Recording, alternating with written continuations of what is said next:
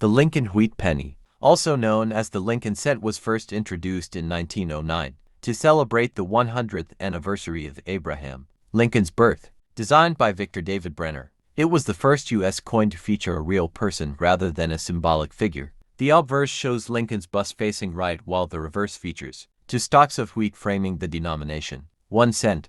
This reverse design remained until 1958, after which it was replaced by the Lincoln Memorial design in 1959. The Wheat Penny series spanned nearly 50 years, covering many important periods of U.S. history from World War I, the Great Depression, World War II, and into the early Cold War era. 1955, the Lincoln Wheat Penny had been in production for almost half a century. That year, pennies were struck at the Philadelphia, Denver, and San Francisco mints, though the Philadelphia Mint was the most notable because of a very famous minting error. The Philadelphia Mint struck more than 330 million cents, but what made 1955 so memorable was a minting mistake that became legendary in coin collecting. 1955 Wheat Penny is best known for its double die obverse DDO error. One of the most famous and valuable coin errors in U.S. history. This error happened during the hubbing process when the working die was misaligned and impressed twice at slightly different angles.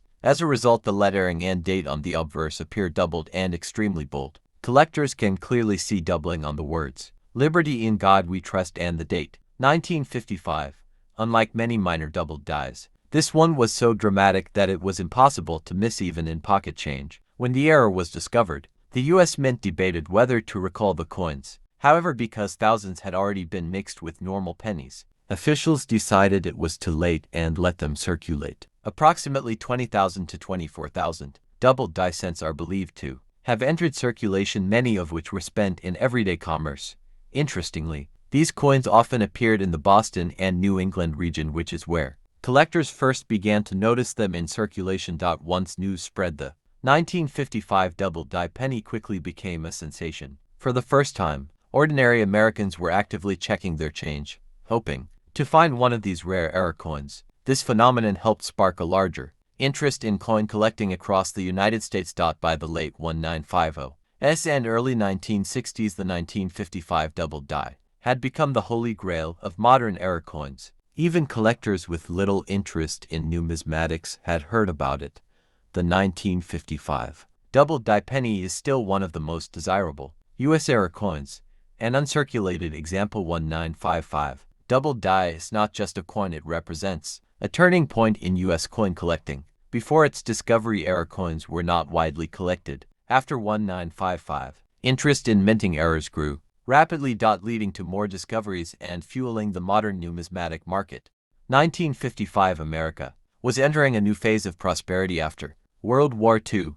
The economy was booming, suburban life was spreading, and consumer culture was at its peak. The penny, though the smallest denomination, was still widely used in daily commerce. Items like a cup of coffee, a newspaper, or a piece of candy often cost just a few cents, so the Lincoln Wheat Penny remained highly relevant to everyday life. Unlike later decades when inflation made the cent less useful, the penny in 1955 still carried real purchasing power. This made the circulation of the double die error even more impactful. As millions of people encountered pennies every single day, the Philadelphia Mint was the primary producer of cents in 1955, striking over 330 million coins that year. The Mint still relied heavily on manual hubbing techniques, which increased the chance for misalignments and double dies. Because the Mint had such high production goals, efficiency was prioritized over perfection. When the dramatic double die was discovered, officials considered removing it, but given the volume of coins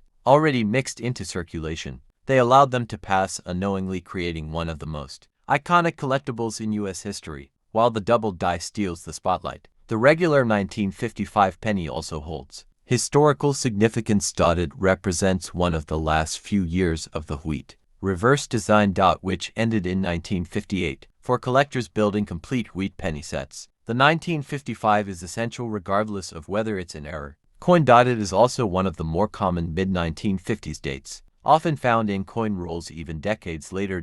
But in uncirculated condition, it still appeals to serious collectors. The fame of the 1955 double die marked a cultural shift in coin collecting. Before this, most collectors focused on key dates like the 1909s VDB or 191 for decent. The double die variety introduced the idea that minting mistakes could be just as valuable as low mintage coins. Newspapers ran stories about the coin, and children across the US began searching through their pocket change and piggy banks. This was one of the earliest times coin collecting entered mainstream popular culture in America. 1955 double die also became one of the most counterfeited US coins. Many fakes were created by altering normal 1955 cents or producing mechanical doubling to mimic the error. As a result, authentication became crucial, and it gave rise to the role of professional grading services decades later. Today, collectors only trust examples certified by grading companies like PCGS or NGC. 1955, a penny was worth far more than today. Adjusted for inflation, 1 cent in 1955 is roughly equivalent to 12 cents in today's money. With that in mind, finding a double die penny in your change back then was like finding a small fortune considering what it's worth today. This context helps explain why so many circulated examples exist. Most people in the 1950s didn't think to save error coins. The year was 1950. World War II had ended just 5 years earlier. The United States was riding the wave of post-war growth. Factories were busy. Families were booming.